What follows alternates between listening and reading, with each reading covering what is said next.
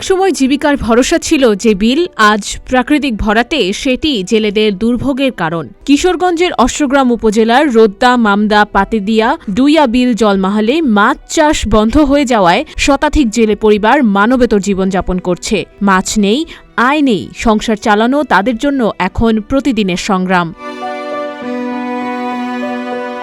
জেলে সমিতি জানায়, ভূমি মন্ত্রণালয়ের স্মারক অনুযায়ী ১৪২৭ থেকে ১৪৩২ বঙ্গাব্দ পর্যন্ত চাঁদের হাসি মৎস্যজীবী সমবায় সমিতিকে জলমহলটির ইজারা দেয়া হয়। তবে প্রাকৃতিক কারণে প্রায় ৬০ একর এলাকা বালুতে ভরাট হয়ে মাছ ধরা প্রায় অসম্ভব হয়ে পড়েছে।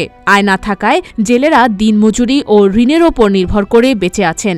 ২-৩ বার নিয়ে গেছি ডিসি অফিসে, যাওয়ার পরে মনে করেন এই আমরা হ্যান্ডওভার গ্রহণ করে নাই ২-৩ বার যাওয়ার পরও যদি কইতাছে তোমরা খাজনা দিতে না হইলে মামলা খাইবা, এই সেই বিষয় বললো পরে তো আমরা তো জেলে মানুষ, গরিব মানুষ, মামলার ভয় খাইলে তো এটা সরকারি মামলা বুঝেন, ওই হওয়াই পথ দেওয়া হয়েছে মনে করেন। তারপরে বিলটা মনে করেন ঝুঁকিমুখি নিয়ে ওই বাড়িতে আসছি, আয়া সাইরা মনে করেন প্রায় ২-৪-৫ লাখ কাড়া ওই ফালাইলাম আমি, কাড়া ফালাইয়া যাতে আমি জানটা বাঁচাইতে পারি।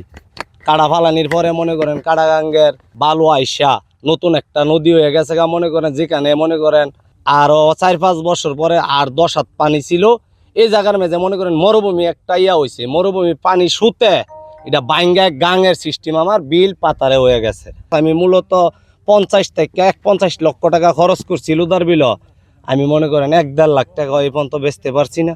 মানুষের তাওলা টানছি বা কেস কাছতে দাঁড় আনছি, আইনা মনে করেন বিলটা বাইছি, বাওয়ার পর আশা তো আমি মাছ পামু, মানুষের লেনদেন সুদ করমু, মানুষের লেনদেন সুদ করমু। ২ গুড়ি বাদে মনে করেন বাজার হয়ে যাইতে পারি না, টুকটি বুকটি আওলাতের জ্বালা বড় দাগ ছাড়া হই ওনে। আমার কথা হইলো যদি ডিস হিসাবে আমাদেরকে দয়া না করে, এটা যদি ডিস হিসাব সদৃষ্টিতে লোক পাঠায় তদন্ত করে না দেয়, তাই আমি দেশ চাইরাও যান বাঁচাই পারতাম না। আর এমনি তো বাজার ছাড়া হই, বাজার একবার গেলে গামছা মুখ ঘুরা যায়, মুখ ঘুরা কেউ চিনুক বা না চিনুক এই পর্যায়ে আছি। ডিস হিসাবে যদি দয়া করে তাই আমি বাঁচবো, আর না হইলে দেশ ছাড়ার পালা। কয়েক বছর আগে অনেক প্রচুর পানি থাকতো, মনে করেন এখন বিল কাল ভইরা বিলে তো মাছ থাকেই না। এখন এরা যে যান বাসায় থাকবো এমন, আর আমরাও মনে করেন এই যে কেত পানি দিমু এমনও ব্যবস্থা নাই, আগে ইয়ে দিতাম। আর এখন যারা যান বাসায় থাকবো এমন কোনো ইয়ে নাই। ২০-৩০ হাত পানি ছিল না, অনেদি ১ হাত পানিও নাই, পুরা মুড়ি বন হয়ে গেছে। যদি ডিস হিসাব যদি দয়া করে, আমরা ফুরল মানুষ, কামলা মানুষ, আমরা কাম কইরা ভাত খাই, যদি আমরা যদি না কাম করি তাহলে আমরা কেমনে ভাত খাইম। ডিস হিসাব যদি মালিক দিয়ে দয়া করে আমরা বেতন পাইতাম, আমরা পরিবার আছে আমরা না খাই মরাম। ডিস হিসাব যদি দয়া করে তাহলে আমরা মালিকও বাঁচবো, আমরা পরিবার বাঁচে। ডিস হিসাব যদি দয়া না করে আমরা মরাম। আমরা ২০-২০ জন ফ্যামিলি আছে, ওর জীবন শেষ। ৫ বছর আগে ২০ থেকে ৩০ হাত পানি ছিল, এখন মনে করেন 5 বছরের ভিতরে কাটাঙ্গের বালি আইসা এই যে তারা যে জায়গায় মাছ মারবো এই জায়গায় বালি বরট হয়ে একদম স্তর হয়ে গেছে। এখন তারা যে এখান থেকে ২ টাকা আয় উন্নতি করবো এই পরিস্থিতি নাই।